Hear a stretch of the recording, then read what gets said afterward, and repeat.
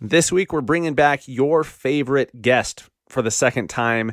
First time we had him on episode 122, we told you the story of Matthew Kane in Wilmington, North Carolina, who has sold, in his first year as an agent, first year as a solo agent, sold 40 homes, and he laid out how he did that. You guys loved that episode. If you've read our iTunes reviews, our Apple Podcast reviews, you'd think that he'd been on like 12 different episodes because so many of you guys mentioned that one episode. It was a huge hit. And now that he's well into year number 2, he's on track to double his sales from year number 1. And so we're going to find out how he was able to do that. The Massive Agent Podcast. With lead generation tips and strategies to get you more leads and sell more homes. I love to buy houses. I like to sell houses. It takes brass balls to sell real estate. Wait a minute. The leads are weak. You're weak. I've had better. Oh, have I got your attention now? Here's your host, Dustin Brohm. What is up, everybody? Welcome to episode 150. Now, today's a milestone, 150. Cool. 150 episodes, 150 straight weeks of the Massive Agent Podcast. That's cool. Stoked to bring Matthew Kane back on the show. Matthew is an agent that I look up to, and I'm blessed and honored to work with him. He's a partner of mine at my company, and he's just growing so fast. And you're going to be so surprised by this interview. He's not doing anything drastically different than what he did to sell 40 homes to sell 80, but he did make one tweak. And that one tweak is what we'll talk about. But then I want you to hear just how he does the same thing over and over and over. And you guys can do the same things too. Focus on a few things that work and don't worry about all the other bullshit. And so by making this one tweak, Matthew was able to handle doing so many more deals. He's able to handle 20 clients at a time, and he could not do that prior. So this is it's a minor tweak, but it's a big one. And he said it's changed everything. Like, that's the reason why he's on pace to double his sales from year number 1. If you guys are new to the show or back for your 150th episode, God bless you. And what is wrong with you? I mean, something's got to be wrong with you to stick with us for 150 shows. But that's good. Don't go anywhere, because that'd be even worse. Then I'd really wonder what's wrong with you. You made it this far. If you're new to the show, guys, welcome. My name is Dustin Brohm. I'm a real estate agent in Salt Lake City, Utah. I am the co-founder of the Industry Syndicate Podcast Network. You can check out all of the shows: real estate, mortgage, real estate marketing, anything real estate and mortgage related over at industrysyndicate.com. Discover new shows by amazing hosts that you may not already listen to. I'm a national speaker on all things real estate marketing, podcasting, social media marketing, and lead gen. And I'm the founder of the Massive Agent Society, our one agent per market Facebook ad, lead gen, training, and coaching program. You can check out which markets are still available over at massiveagentsociety.com. As I announced last week, November 15th, guys, November 15th, 2020, we will no longer be letting you claim your market if you join the Massive Agent Society. There will be no geographical limitations except for those that are already claimed now by current members. So if you want to claim and block off and own your market within our coaching group forever, so that no other agent can get in and you're the only one that'll ever get the referrals, you have until November 15th, and then there'll be no more market exclusivity except for those who already have it now. As always, members of my team, any agent anywhere within my EXP team gets membership for free. So if you want to talk about that, reach out. You could also go to massiveagentpodcast.com/EXP and get on my calendar to discuss what it looks like working with our team and what we offer you. There's a video there that explains the business model. So if you don't even want to, if you're like, I don't want to talk to you, dude, cool. Just go click play on that video, and that will explain the business model so you can see kind of how we're able to do what we do and how we do it, and why we're growing so damn fast. And lastly, before we get into the interview with Matthew Kane, our Massive Agent Daily social media posting app is out. We've got a couple new messages or reviews from users, which is cool. Sarah said that, wow, I just had over 100 comments on my post for the first time ever. Awesome, Sarah. And then Brandy said, I honestly never thought these posts would work, but they do. Yeah, me too, Brandy, because they're counterproductive, right? Like, I don't know what happens when we get our real estate license. Something changes in our DNA or in our brain, like our brain breaks and we think must always post about real estate, must go live Saturday at open house from 11 to 2 to tell people I'm at an open house from 11 to 2. You don't have to do that shit. That is if you want people to tune in, if you actually want to, grow a business on social media. Social media is not hard, guys. It's not hard. There's some very specific things that you should do. And a few episodes ago, I laid out what realtors should be posting on social media. A combination of engagement posts, local content, real estate, and personal, and get the right combination so you're not overdoing any one of those. And social media starts to work for you. And then you become one of those agents that starts closing transactions directly from social media.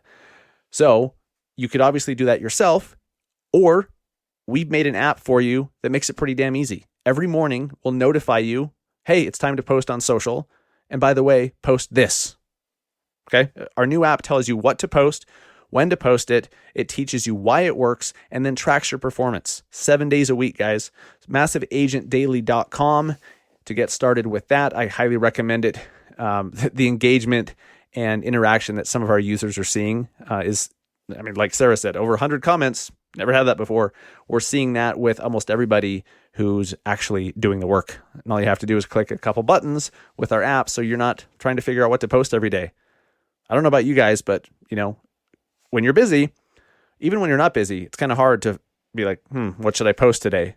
Well, let's just take the guesswork out. Rather than hiring somebody to do your social media for you, or some bullshit program that just posts stupid photos and says, do you like this shower? And then tomorrow, do you like this backyard?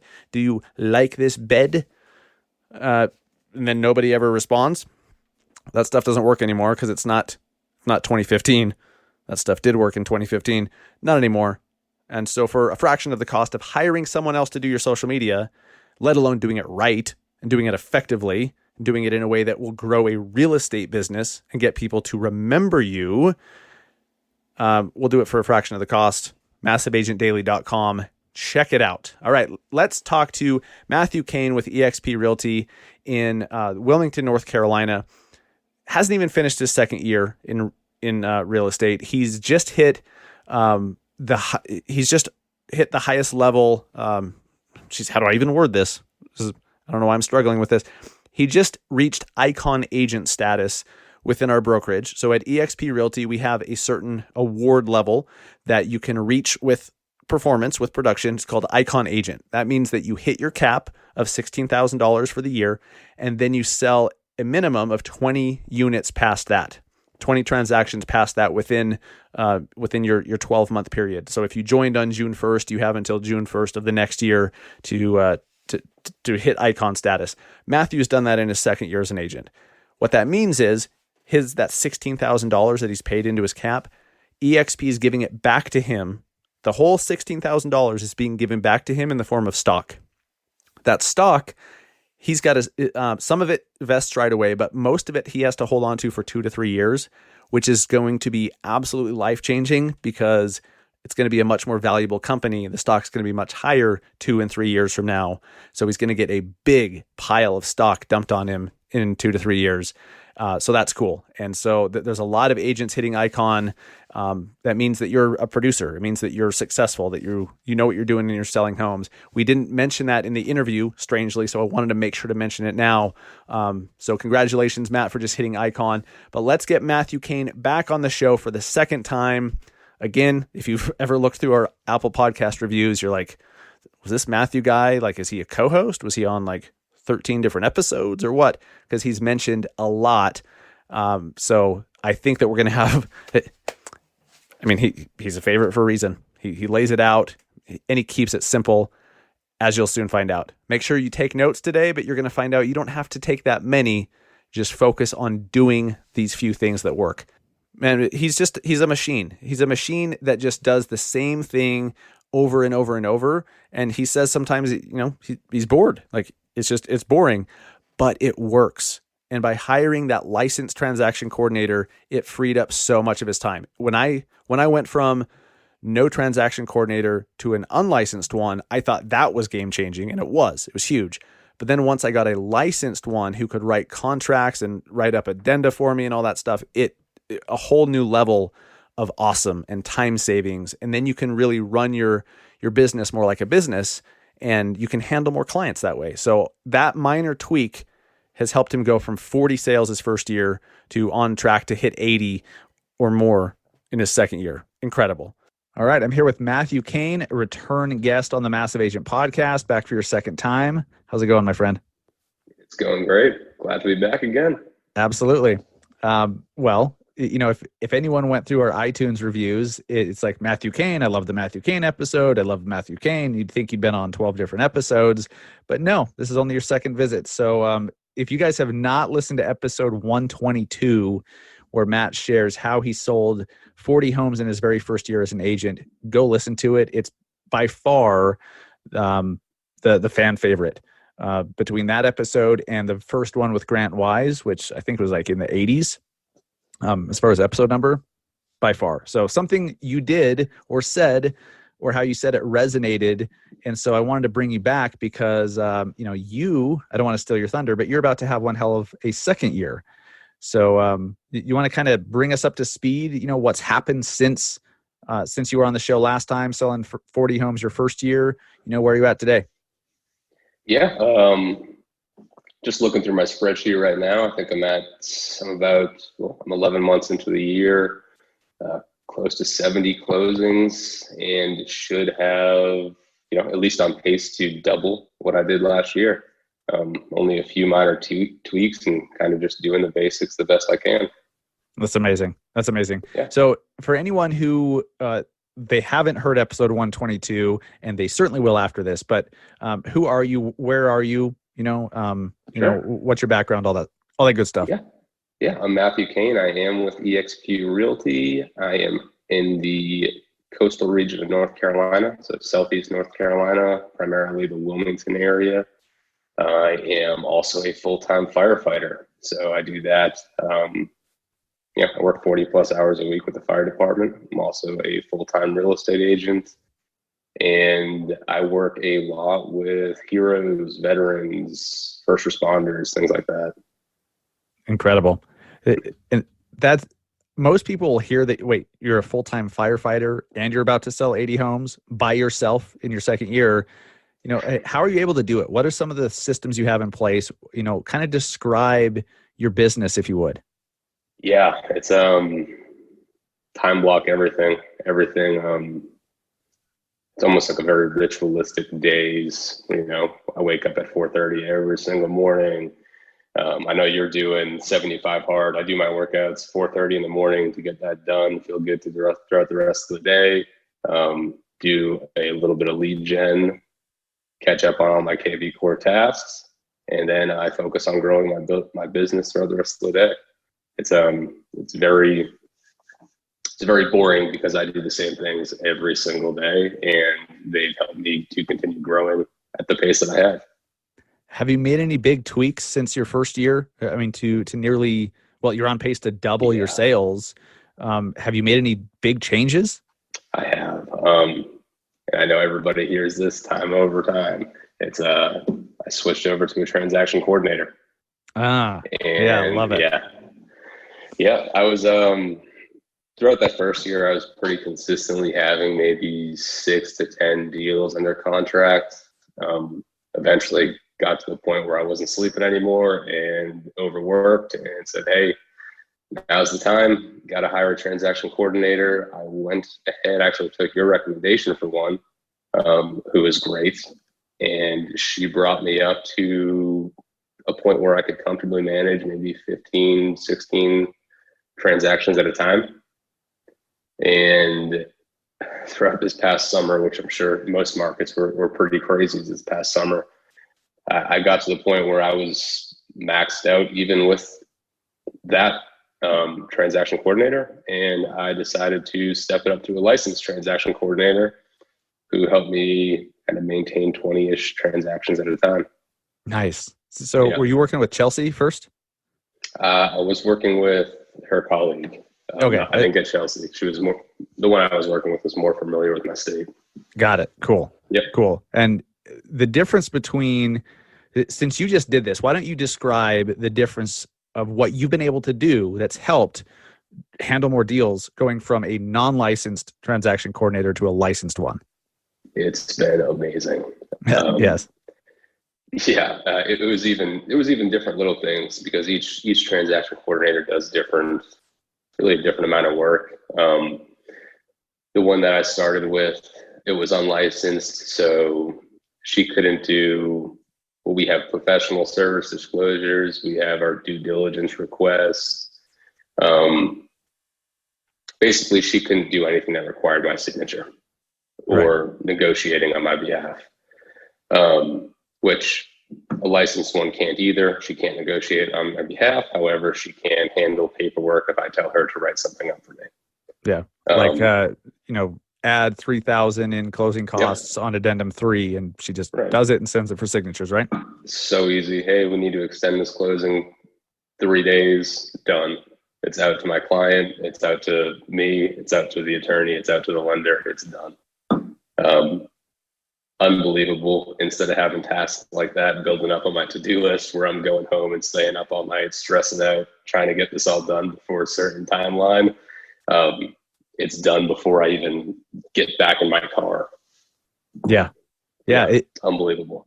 Dude, when I first switched from a non-licensed, which I thought was the greatest thing ever, a non-licensed transaction coordinator, when you find a good one, they're dramatically going to help your business. But then when I went to a licensed one, and they can just do that contract stuff, that takes, it's not even the time savings. I mean, sure, there's time savings, right? But it's also just fewer things on your mind, that ongoing mental to-do list that we all have that's constantly going, that I swear mine turns on at 7 p.m. Yeah. When you can remove things from that mental to-do list, you could be so much more productive. And you obviously have been. Yep. Yeah, it was unreal. Not even just that. I found a really good one who, by the way, is only $50 more than the one I was just paying that was unlicensed. This one will also take the extra step of finding out who all the utility providers are. And every, 5 or 6 days, she'll send out a mass email, a mass text message to the client, myself, just checking in, seeing if there's anything they need while we wait, checking in with the lender on my behalf. It's unbelievable. I feel like an idiot for not doing it sooner. You do feel like that. I remember when I first got a TC, I was like, what an idiot for not doing this years prior. When my mentor told me to, didn't listen because I wanted to save a couple $100 per deal, or what, I thought. Then you do far fewer deals. Then when you get the licensed one, you're like, what an idiot. I should have done this before too. That's great advice, man. Like, so that, is that really like the biggest change that you've made from year 1 to year 2? That is the biggest change. Without question. That's the biggest change. And I think I told you guys last time I used this to-do list, where my to-do list used to be just insane and completely unmanageable. Now I look at all the transactions I have going on, and I can realize that everything's already being taken care of by my transaction coordinator. So I'm just looking at this list and thinking, I have nothing to do. I guess I'll check in with them, or I guess I'll go get another house under contract. That's awesome, man. That's cool. Crazy. So how is it in North Carolina? So with a licensed transaction coordinator, they usually, so here's this is not a downside, but here's a consideration. When they're licensed, they've got to be licensed with your brokerage, right? I know our brokerage is that way. I don't know of any brokerages that will let you have a licensed TC with a different brokerage, because like, imagine if you're with Century 21 and you have an assistant who's with Keller Williams, and that Keller Williams assistant is writing your contracts for a Century 21 broker. That can't happen. It can't happen, right? So you've got to find one who's licensed with your brokerage. And the easiest way is how did you find yours? I actually, I can't remember what group I was. It was a Facebook group, and I reached out, and apparently there is a TC message board somewhere where they can sit, all the transaction coordinators are on it, and somebody put out, hey, I'm looking for an EXP TC for Wilmington, North Carolina, who's familiar with the state. And I ended up getting a licensed EXP agent who is a transaction coordinator for North and South Carolina. Awesome. So that wasn't even internal. That was just some Facebook group, and you're like, hey, here's what I need. Here's who I'm with. Bam, found one. Done. And that's cool.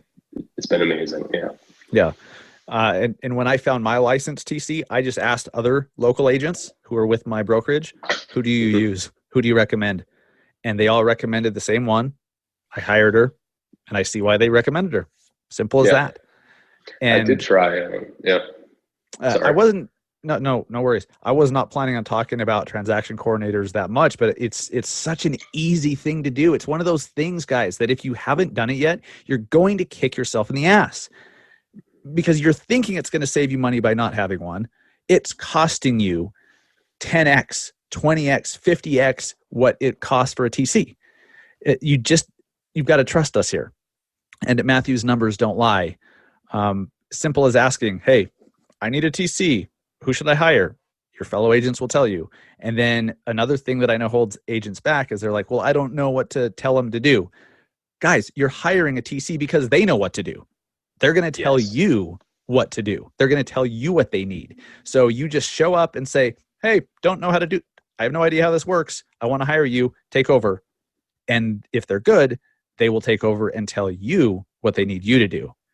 Very simple. It's one of the most no-brainer things a real estate agent could ever do.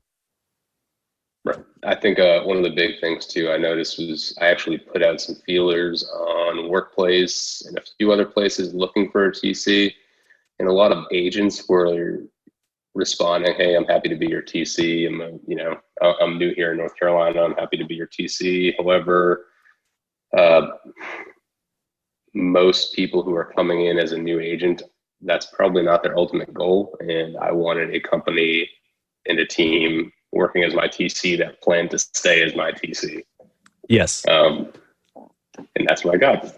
Yep. Yeah. I mean, hire the best, hire the most recommended one. Simple as that. It's not like they're, it's not like they're $1,000 and everyone else is 300.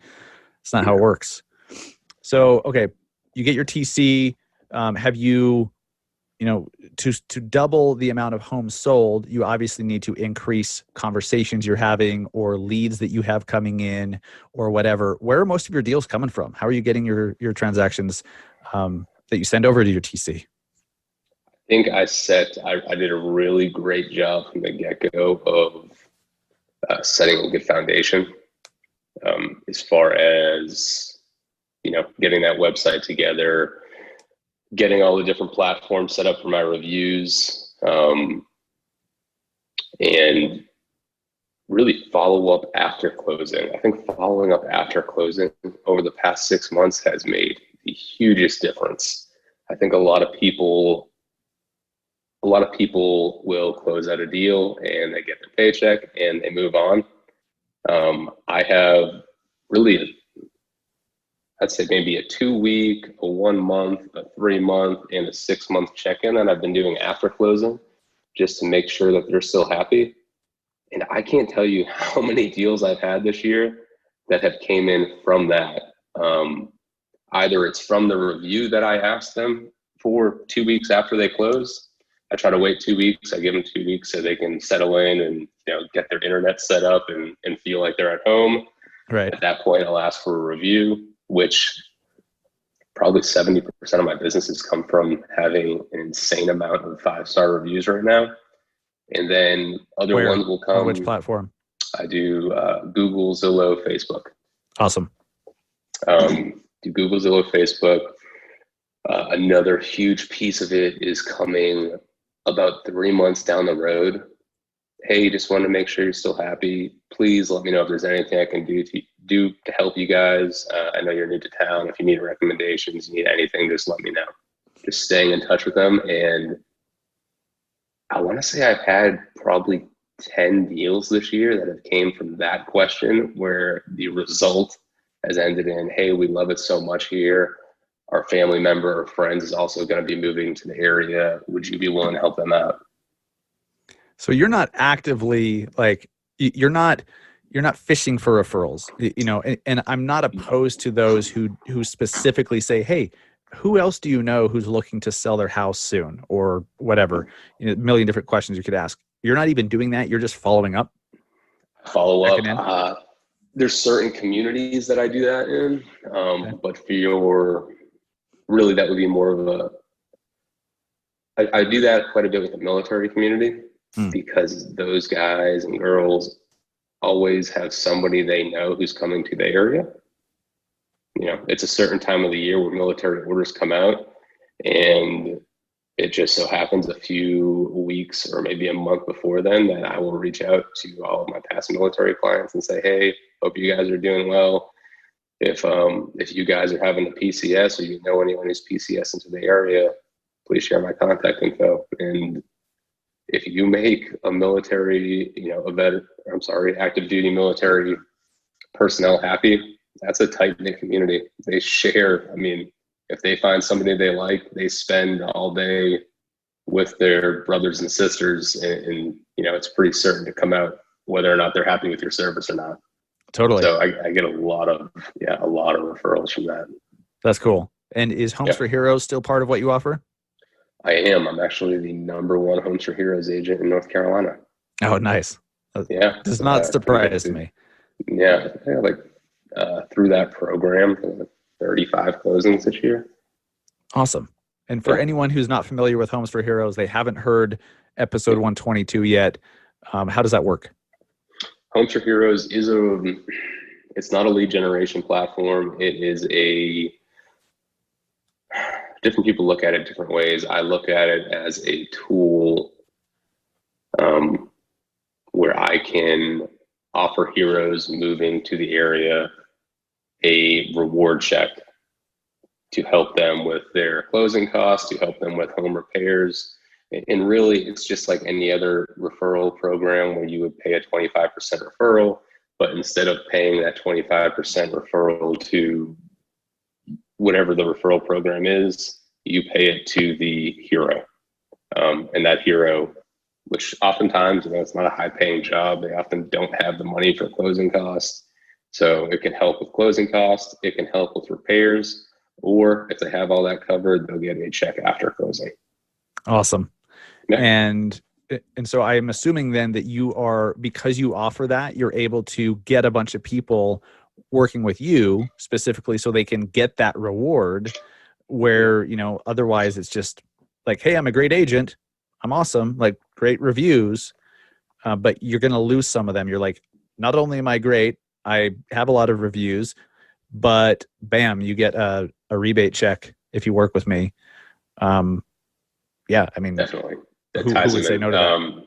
Yeah, it's a no-brainer for anybody who's going to do it. If they're on the edge, or let's say it's somebody who, and this happens all the time, I want to work with a listing agent. I want to buy through the listing agent. Well, the listing agent's not going to give you a percentage of their commission after closing. Yep. The Homes for Heroes agent will, because you qualify for it. Do you think that there's something different or more in the eyes of the consumer, in the eyes of that hero? Is there something that's more, and how do I word it, official or real, or it carries more weight when it's a Homes for Heroes rebate check versus, hey, I'm an agent who will discount? Definitely. When I do this, I don't tell the heroes that it comes from my commission. I tell them it's part of the program. It's a thank you for their service, and that's what I leave it at. I don't want to make it awkward where they feel like I'm giving up my commission to earn their business. And yeah, you look like a discount realtor when you do that. Right. I love that. I love that. Yeah, I think you're using that very well. I mean, obviously, if you're the number one Homes for Heroes agent in North Carolina, that's pretty telling. So what else, man? Like, what have you changed besides TC from year one to year two? What else have you? Maybe things that you wish you would have known in year one, or maybe things that you've just gradually migrated to. What changes have you made? One change that I've recently made, and I'm finding it to be super effective, is bomb videos. every new lead that comes in. Right now, I don't have time to respond to every one of them, but every single one of them does get my drip campaign, which starts off with a bomb video introducing them to myself and my wife. And try to make it as, warm and fuzzy as I possibly can. So they will get an intro video, so they learn a little bit about me. It's more of a personal connection. And I swear the responsiveness on that video is 5 to 10 times better than phone call, text, you name it. I don't know what it is, but great responses from that. I'm also working with a buyer's agent that I just brought on who's doing excellent. Nice. So that's kind of the next step there. Yeah, absolutely. Yeah. Okay. So what are some of those, like, what are you planning next? You alluded to, you're bringing on a buyer's agent. Is that where you're migrating to, is now scaling and bringing on more agents so you can close more deals, service more families, while not taking, more of your personal time? Yeah. That's the goal for this coming year for me, is to find more time. I cannot continue. I'm a full-time firefighter, so that there's 40 to 50 hours a week gone right there, on top of all the real estate going on. I want to get involved with property management, just as a little bit of a precaution for anything that may or may not happen in the future. And I also want to start bringing on more and more buyer's agents, but I don't want to bring them on. I don't want to bring them on by the masses. I want to bring them on, one at a time, very slowly, make sure they have, make sure they're doing everything correctly and making sure they are duplicating the amount of service that I provide to my clients. Right. So bring them on as needed, rather than bringing them on and then trying to figure out, how do I feed them? How do I give them enough deals? Yeah. Yep. Yeah. That's smart. I don't want to worry about that. I want to just make sure that the clients stay in great hands, and that my reputation isn't affected by that. So just want to make sure that they do a very good job. Let's dive into that a little bit, because you're doing so many things right, and you're disciplined as hell. Like you have a routine, you have task lists in your CRM, you like you said, you're up at 4:30 in the morning, you exercise, and then you hit your CRM and you do the same damn thing every day. It's boring, but it works. So it obviously takes a certain amount of discipline. But beyond that, to get all those reviews that you have, and to get the referrals from past clients that you're following up with after closing, you've obviously done a good job. You've obviously been an agent that your clients really appreciate. Otherwise, they wouldn't refer you to anybody. What can you tell us about things that you do during a transaction to differentiate yourself? And maybe it's not like you're the only one in the world that does it, but just like, what are some of those things that you do during a transaction that you feel makes you great? Yeah, it really, it's a good question. It makes me wonder what other people are doing that they're not getting great reviews. Because I feel like if you are genuinely looking out for your client's best interest, you try to negotiate and get them as much as you can, instead of just trying to close a deal, so to speak. Yeah. That goes appreciated, and I think that gets seen, more than anything else that you can do if you're genuinely fighting for them.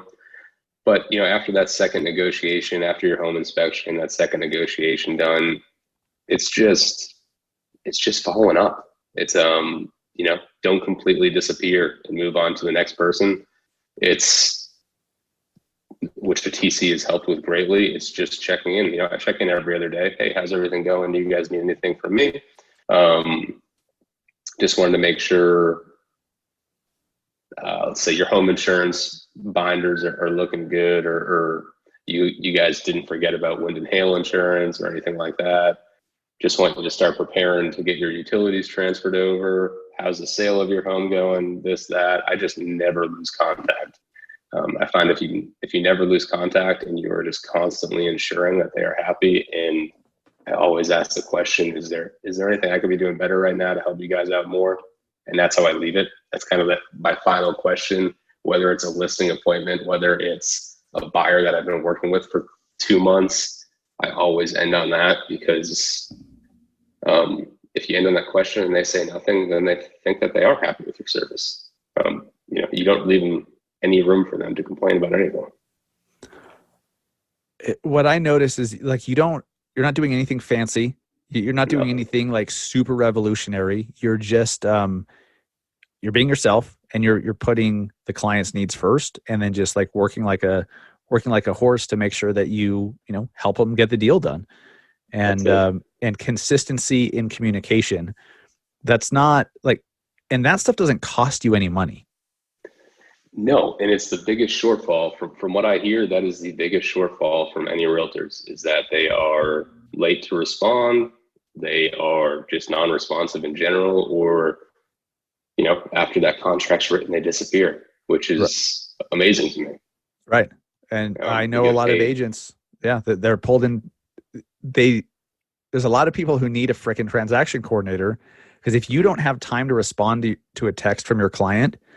And guys, if a client's reaching out to you with a concern or something, they've been stewing on it for a hell of a lot longer than right that second.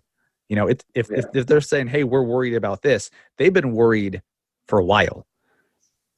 They may not, maybe they didn't want to bug you. So, like, if you're not quickly responding to problems or questions or concerns or worries, or even just like, "Hey, I have a question about this thing," if you're not getting to them for 6 hours or 7 hours, you are doing too much shit. Yeah. It's a problem. Yeah. I kind of found myself getting to that point as well. This past maybe early October, I think I had like 12 closings in a week. And yeah, it was crazy. And I was just completely overwhelmed. And it was taking me, it probably, I will never go to sleep with unanswered text messages. That's just who I am. But every night I get home and just look through and just see, oh man, I didn't respond to him or her or whatever. And I feel terrible about that. So that's just, I'm actually taking this month. I've kind of toned it down a little bit right now. I think I have like 10 or 11 houses under contract. And I'm just trying to basically refresh myself at this point so I can be hyper responsive again without burning out. What I appreciate about you and just hearing the way you describe your situation, you're constantly trying to do better. You're constantly trying to do better, not just for you, but for your clients. And you're auditing the way you do things. You're intentional. And dude, when I was struggling the most in my career is when I was not intentional, or I was just rudderless. Like I was going with the flow, and I'd let my deals control me. Or the very few deals that I had, I'd let them control me. And it's not good. So like you're just on top of your shit. Simple as that. And you just do stuff consistently. Anything else we're missing here? Like any secrets or magic Matthew Kane magic that hasn't been mentioned? There is no magic. It's consistency and doing the little things right. That's what I tell everybody. And people I've had a whole bunch of new agents kind of asking me, how I got started, how I did this, how I did that. The reality is all you have to do is set yourself a great foundation. The standard is not that high in this industry. This year specifically, it would crack me up. I'd be looking at Facebook or social media from realtors posting about how hard everything is since COVID started. And I love it because I think those people are making excuses for themselves. Mm-hmm. And that's just more clients for me to get. But it's just doing the little things right day after day, making the calls, doing your tasks, and resetting and doing it all over again the next day. People are always amazed. I'm just now having clients that have been in my CRM for 2.5 years who are finally coming to fruition. And that's because I don't forget about people.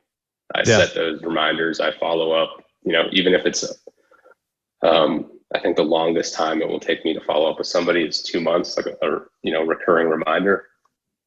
Check in every 2 months, and sure enough, when they become serious, they'll contact you.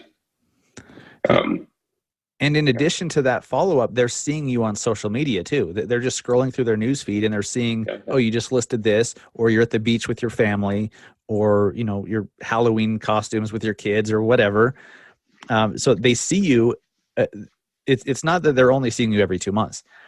Yeah. And you're hitting on something that's so important, and it's not sexy, but it's absolutely crucial. Like this is one of those things that you've got to understand.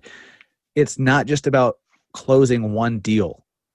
Okay. If you are doing this business right, one client, one closing could lead to 7 to 10 other deals on average. If you follow up, if you do a great job, and you're looking at the lifetime value of a relationship versus just closing one damn deal and then you put them on a drip campaign and they never hear from you again.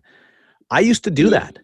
And it's crazy. Strangely, you don't get any referrals. It's really weird how that happens. When you just put someone on a drip campaign, you might get 1 or 2 referrals when you should have had 12 to 15 or 30. It's weird. Yeah. I'll tell you what I had. I told you I had a closing this morning. I had a client that came in just from finding my reviews. They found my reviews online. They came here. They found the neighborhood. They found the house they loved. They bought the house. No big deal. I continued to make them happy throughout the entire process. And sure enough, hey, my next door neighbor in Virginia also wants to move down to the area, and our kids are close friends. We need to sell their house in Virginia and get them down to North Carolina. So I get the referral up in Virginia, and then I get their neighbor's sale down in North Carolina. And they just told me this morning, not only am I going to get that sale, but I'm also going to get their mother-in-law, who is also going to move across the street from them because they take care of them. Wow. So that's when one deal turns into 3 deals and a referral. Yeah. Just by keeping people happy. Yeah. It's incredible. Like that, just that little adjustment of following up after the closing, not every week. Don't go stop by their house every month. That's weird. No. But just hit them up with a text or a Facebook message or a freaking Instagram video or a phone call or whatever is natural. Mm-hmm. Do it every 30, 60, 90 days. I mean, it's not hard, man. If you really hit it off with them too, I did this today. We really hit it off with those clients. I knew, I enjoyed the entire process with them, and I invited them out to dinner with me and my wife. Hell yeah. Yeah. I've met some great friends through, helping them buy or sell. It's absolutely. It's awesome. What else do you have planned? You're probably just piling up stock right now every time you close deals, which is awesome. And our brokerage, you can, there's amazing stock incentives when you're closing deals and buying it at a 10% discount. So you're probably just piling that up. Yeah. I'll tell you, I'm a little bit disappointed though. My Icon stock, I'm going to get it. I wish I got it about 6 months ago. Oh yeah. Yeah.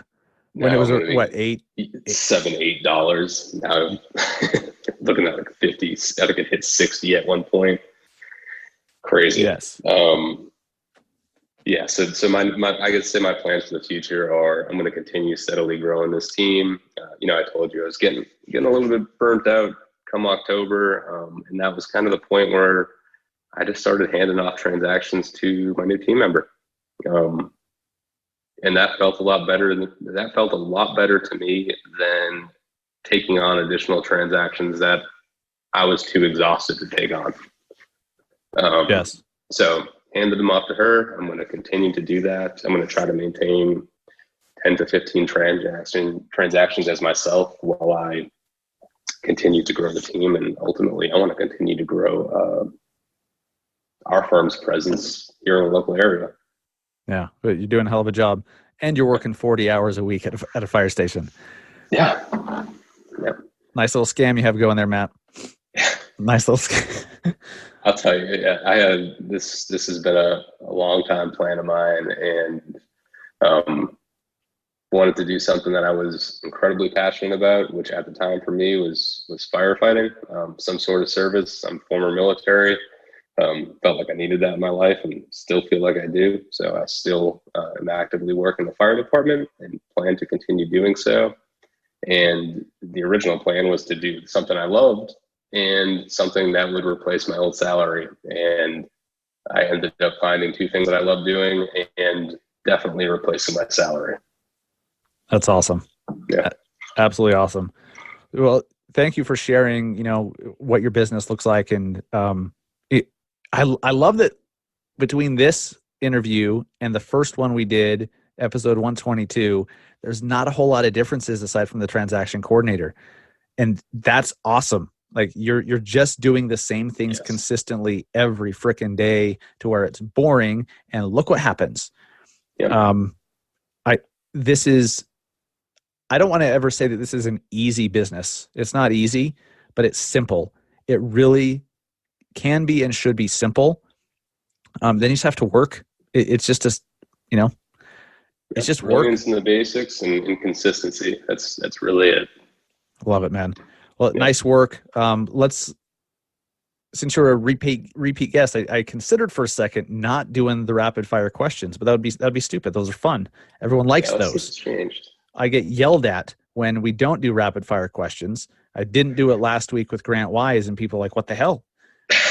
I was like, well, he's the same guy from episode 80, blah blah blah. But they don't care. Yeah, and maybe you've changed your opinions. So all right, either or, pick one or the other. You don't need to elaborate unless you want to, and then we'll give at the end give you a chance to let people know where to find you, talk to you, learn more about you, join your team, whatever the hell they want or you want. Facebook or Instagram? Facebook or LinkedIn? Funny. Facebook. I have joined LinkedIn just recently. Yes. After leaving the corporate world, and I feel like I think it's just because I have Realtor next to my name, I get spammed with a million different messages to the point where I don't even want to look at it anymore. Oh, it's bad. It's bad. I know. I love LinkedIn, but it's bad. It's bad on me for not looking at it more, but I can't tell you how many people are asking me if I need a virtual assistant or someone to help grow my team. Yeah.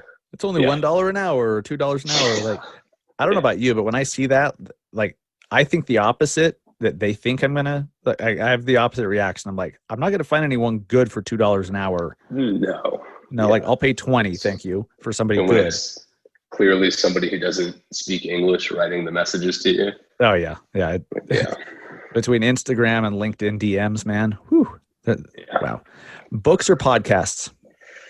I'm switching to books. I know you're into the 75 hard thing, and it's been a big adjustment for me. I have failed that a numerous amount of times. However, I do have a takeaway from it where, and I told you already, I'm up in the morning at 4:30 a.m. I get my workout in. I have a garage gym, so I work out and I just sit out in that garage and read a paper book. And for some reason, that is, I always used to be like a digital book or an audio book person, but it's almost more of a meditation for me now than anything. I know what you mean. And I was the same way. I was all Audible, all podcast, all the time. And I still am, except for my 10 to 15 pages a day of a physical book that I read. That's something I'm going to continue doing when I finish 75 hard here in a week and a half or so. It's just, I don't know, there's more focus. Like, the reason I like the digital stuff that you can listen to is because you can do it while doing other things. Yeah. That means your focus isn't all there. Not 100%. So yeah, there's something about that physical book. So interesting. So if you had to choose digital, podcast or audiobook? Podcast. iPhone or Android? iPhone. Did you get the new 12 yet? No, I just saw online. I got the 11. I have the 11 Pro, and then I saw online they're doing like a 13 that's going to fold in half or something crazy like that. Oh my God. So maybe I'll hold off on the 12. You know what's interesting? I still have the 12 Pro? No, 11 Pro with the first one with the 3 cameras. Yep. I haven't even looked at the new ones. Like, I want one, but I just my wife and I were just like, oh, they have new iPhones now, and we've always been so excited when they release. This one's just been so solid. Like, I don't know. Maybe I'll get one. Yeah. All right, Alexa or Google Home? Neither. Fair enough. Burgers or pizza? Burgers. New York or LA? LA. Anything other than New York. I'm from Boston. Oh yeah, dude, New York is the greatest city ever. But I've never been to Boston. Boston looks incredible. It is. I left when I was 18, though, so I didn't get the full experience of Boston. Oh yeah. So, yeah. But my wife wants to go there almost more than anywhere else in the world. She loves Mark Wahlberg. She wants to go to the original Wahlburgers, and she likes, the Irish influence and, seeing all the stuff in The Town or The Departed. I don't know. Looks rough, but awesome. Yeah, I actually went to middle school with Mark Wahlberg's nephew. Oh, yes? And, Mark and Donnie were at the middle school graduation. Oh, that's cool. Yeah. Nice. Okay, NFL or NBA? NFL. College or pro football? Pro. Mountains or beach? Mountains. Podcasts or vlogs? Podcast. YouTube or Facebook Live? Facebook Live. Uber or Lyft? Uber. Gary Vee or Grant Cardone? I went Grant Cardone on this last time. I'm going to switch it up to Gary Vee, I think. Oh, did you? My mind on that. Yeah. It's a nice I don't know. I'm balance. just getting. I think I found Grant first somehow, and that's kind of what happened. But I actually started listening to Gary Vee a bit more, and he seems like a good guy. A little bit more motivating to me. Sure.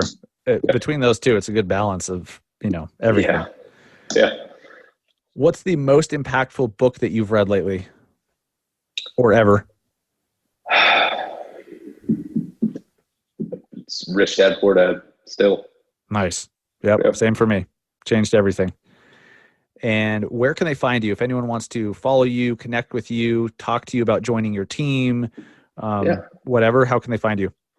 I am on Instagram at Matthew P. Kane, Facebook, and Matthew Kane, Coastal Carolina's favorite realtor.